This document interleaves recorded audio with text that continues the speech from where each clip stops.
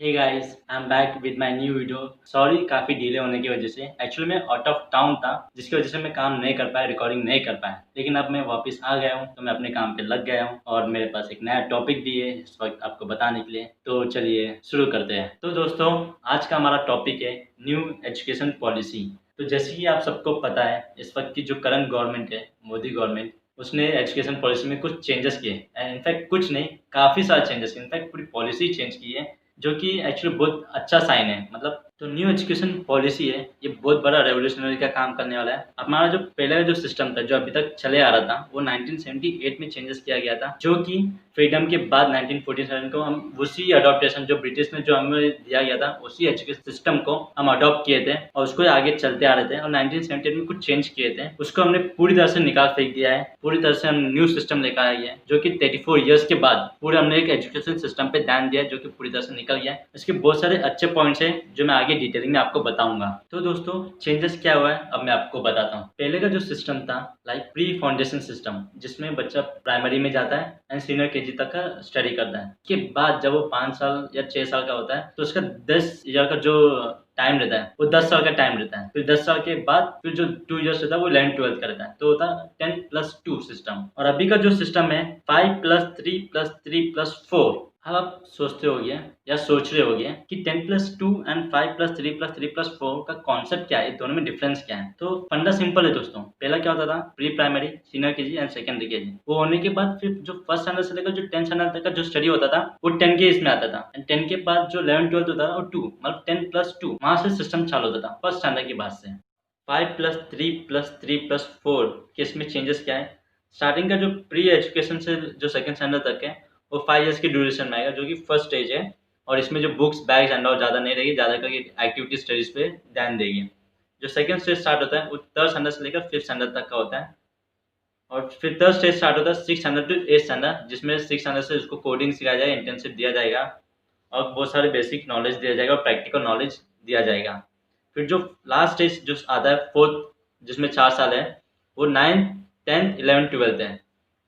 तो दोस्तों, 10+2 में क्या होता था, फर्स्ट स्टैंडर्ड से लेकर 10th स्टैंडर्ड तक जो स्टडी करते थे, वो एक ही स्टडी होता था, बस स्टैंडर्ड वाइज वो अपडेट होते रहता था। एंड 10 के बाद हमें फिर स्ट्रीम चूज करना पड़ता। लाइक 10 तक हमें साइंस पढ़ाया जाता था, सोशल साइंस पढ़ाया जाता था, सोशल पॉलिटिकल पढ़ाया जाता था, और फिजिक्स, केमिस्ट्री, मैथमेटिक्स सब सिखाते थे। फिर 10 के बाद फिर हमें स्ट्रीम चूज करना पड़ता था। लेकिन यहाँ पे क्या होता था, बच्चों को पता ही नहीं होता था कि क्या स्ट्रीम चूज करना है। कई बार बच्चे तो कंफ्यूज होते थे। 10th तक तो लाइक कुछ लोगों को लाइक मेडिकल और इंजीनियरिंग के सिवा कोई दूसरा फील्ड ही नहीं पता होता है। तो 5+3+3+4 में क्या होने वाला है, सेकंड स्टैंडर्ड तक का तो प्री फाउंडेशन सिस्टम रहेगा। उसमें ज्यादा करके एक्टिविटी स्टडीज होगी, जो बुक रिलेटेड ज्यादा नहीं रहेगी, एक्टिविटी स्टडीज। और ये 5 साल में एग्जाम्स नहीं होंगे, मतलब बिना एग्जाम के लोग फर्स्ट ईयर सेकंड ईयर पास करेंगे। एग्जाम जो स्टार्ट होगा वो 3rd ईयर से स्टार्ट होगा, और 3rd ग्रेड से। 3rd ग्रेड से जब एग्जाम स्टार्ट होगा, उस लेवल पे बच्चों को ये सिखाया जाएगा लाइक नेचर के प्रति आपको कैसा रहना है, आपके जो एथिक्स है, एथिक्स सही क्या है, गलत क्या है, वो सिखाया जाएगा। क्रिएटिविटी थिंकिंग बताया जाएगा, और कई सारे ऐसे चीजें जो आपको बताया जाएगा, जिससे आपका मेंटली ग्रोथ इंप्रूव हो, क्रिएटिविटी माइंड इंप्रूव हो, क्योंकि क्रिएटिविटी आगे काम आता है।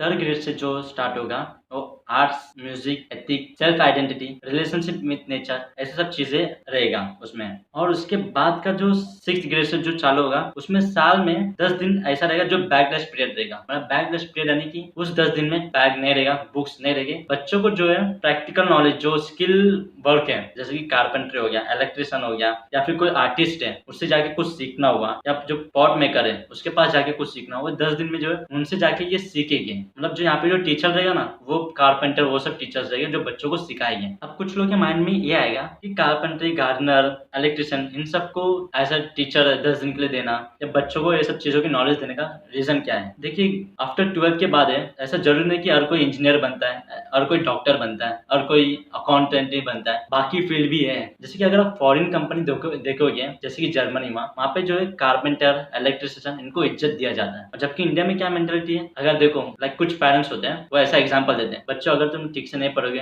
तो आप इस अंकल जैसा बन जाओगे, वो जो अंकल जो इलेक्ट्रिशियन का काम कर रहा है उसके जैसा बन जाओगे। मतलब इंडिया में जो मेंटालिटी है इस सब जॉब को ना नीचे लेवल में देखा जाता है, लाइक डाउन लेवल। तो ये मेंटालिटी हटाना है हमें, और ये एजुकेशन वो मेंटालिटी हटा देगा। और इसकी इंपॉर्टेंस भी है, क्या कारपेंटर इलेक्ट्रिशियन जो है इनका एक्चुअली सोसाइटी में इंपॉर्टेंस है। अगर आप फॉरेन कंपनीज में देखोगे ना, कारपेंटर को और डॉक्टर को इक्वली रेस्पेक्ट दिया जाता है, उनका भी उतना ही वैल्यू किया जाता है। तो ये सब जो सोसाइटी में काफी ज्यादा इंपॉर्टेंट है। कारपेंटर का भी उतना ही इंपॉर्टेंट रोल है जितना इंपॉर्टेंट एक इंजीनियर का रोल है। अगर इंजीनियर के पास इलेक्ट्रिशियन ही नहीं रहेगा तो इंजीनियर काम किससे करवाएगा। और इस एजुकेशन सिस्टम में और एक बहुत बड़ी बात होने वाली है, जो कि मुझे पर्सनली मुझे वो चीज बहुत पसंद है। लाइक 6th स्टैंडर्ड से कोडिंग सिखाया जाएगा। अब आप लोग देखे रहिए कि पहले कंप्यूटर था, कंप्यूटर से लैपटॉप, आज एक सेलफोन। आज आप सेलफोन में लाइक सब कुछ यूज करते हैं। जमाना डिजिटल होते जा रहा है, तो हमें इस चीज के साथ जाने के लिए, आगे बढ़ने के लिए हमें भी डिजिटल होना पड़ेगा, और उसके लिए हमें डिजिटल नॉलेज लेना पड़ेगा, और हमें कोडिंग आने चाहिए। तो 6th स्टैंडर्ड से इंसान को कोडिंग सिखाना स्टार्ट हो जाएगा। पहले क्या होता था, 10th स्टैंडर्ड तक का एक नॉर्मल आईटी सब्जेक्ट होता था, जो कि बहुत ही बेसिक इन्फॉर्मेशन होते थे। एंड 11th के बाद उसे आईटी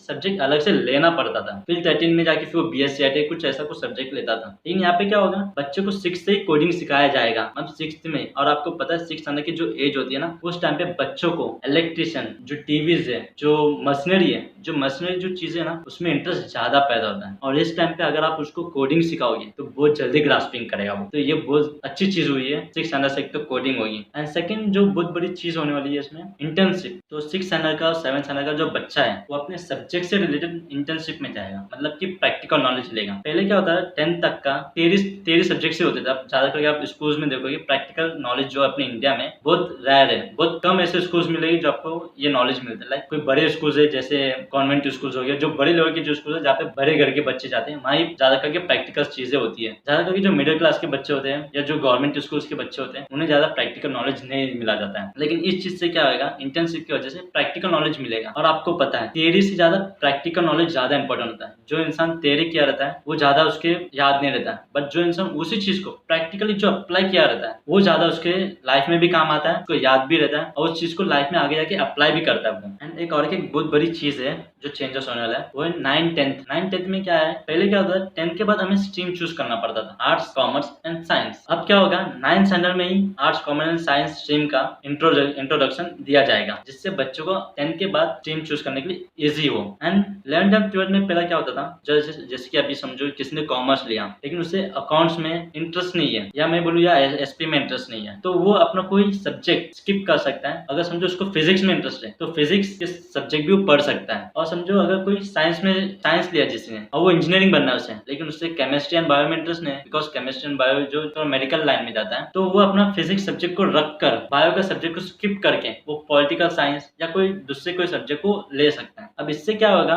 बच्चे का जो इंटरेस्ट रहेगा वो दोनों साइड भी रहेगा, उसके नॉलेज भी रहेगा। पहले क्या होता था, उसका नॉलेज लिमिटेड होता था, लाइक इस स्ट्रीम में तो आपको इसी स्ट्रीम का स्टडी करना, आप दूसरे स्ट्रीम का इन्फॉर्मेशन नहीं ले सकते, बट यहाँ पे आप बाकी स्ट्रीम्स की भी इन्फॉर्मेशन ले सकते हो। और सबसे बड़ा चेंजेस आया है डिग्री सिस्टम में। लाइक पहले क्या होता था, आफ्टर 12th आपने बहुत लोगों के अंदर एक चीज नोटिस किया रहेगा, 12th के बाद बहुत सारे बच्चे ड्रॉप आउट होते हैं डिग्री का 1 ईयर 2 ईयर करके। अब पहला क्या होता था, 12th उसने कंप्लीट किया, 11th 13th यानी कि मतलब degree first year and degree second year किया, कुछ फाइनेंशियल इशू या कुछ पर्सनल इशू के रिलेटेड वो स्टडी छोड़ दिया। अब यहाँ पे क्या होगा, अगर वो जॉब के लिए अप्लाई करेगा, वो फर्स्ट ईयर और सेकंड ईयर का डिग्री नहीं दे सकता था, वो 12th का बेसिस पे उसको जॉब लगता था। लाइक उसका first year second year, like उसने जो पैसा दिया है, उसने जो टाइम दिया एकेडमिक को, वो पूरा वेस्ट होता था। बट न्यू सिस्टम में क्या होगा, फर्स्ट ईयर अगर उसने कंप्लीट किया उसे सर्टिफिकेट मिलेगा, सेकंड ईयर अगर उसने कंप्लीट किया डिप्लोमा मिलेगा उसको, और इस बीच अगर वो ड्रॉप करता है तो कहाँ पे वो जॉब के लिए जाता है, तो फर्स्ट ईयर और सेकंड ईयर का डिग्री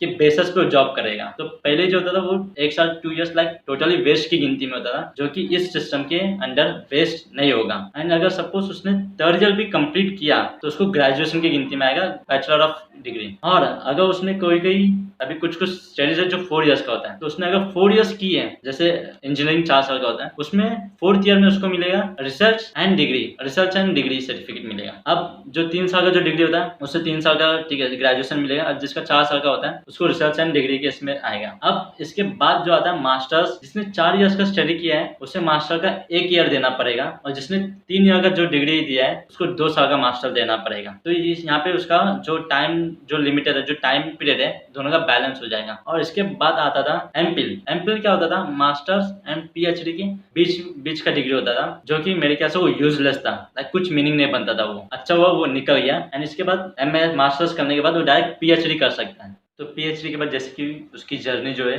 खत्म हो जाएगा पूरा। तो और बहुत कुछ चीज़ है बताने के लिए और डिटेलिंग में जाने के लिए, मैं आपको वो सेकेंड वीडियो में बताऊंगा। तो आप प्लीज़ मुझे कमेंट सेक्शन पे बताइए कि आप सेकेंड वीडियो क्या चाहते हो, और इस वीडियो को प्लीज़ आप ज़्यादा से ज़्यादा लोगों तक का पहुँचाइए, शेयर करिए इसको और लाइक करिए, और कमेंट सेक्शन पे मुझे बताइए, फीडबैक दीजिए कि सेकेंड वीडियो में बनाऊँ या नहीं बनाऊँ, और उसके बाद मैं किस टॉपिक पे बनाऊँ उस टॉपिक भी मुझे सजेस्ट कर देना। इसी तरह से मेरे चैनल के साथ जुड़े रहने के लिए आप प्लीज़ सब्सक्राइब करिए मेरे चैनल को, और जो बेल आइकन को प्रेस करिए, क्लिक कीजिए, ताकि मैं जब भी वीडियो अपलोड करूँ आपको नोटिफिकेशन मिले। Thank you.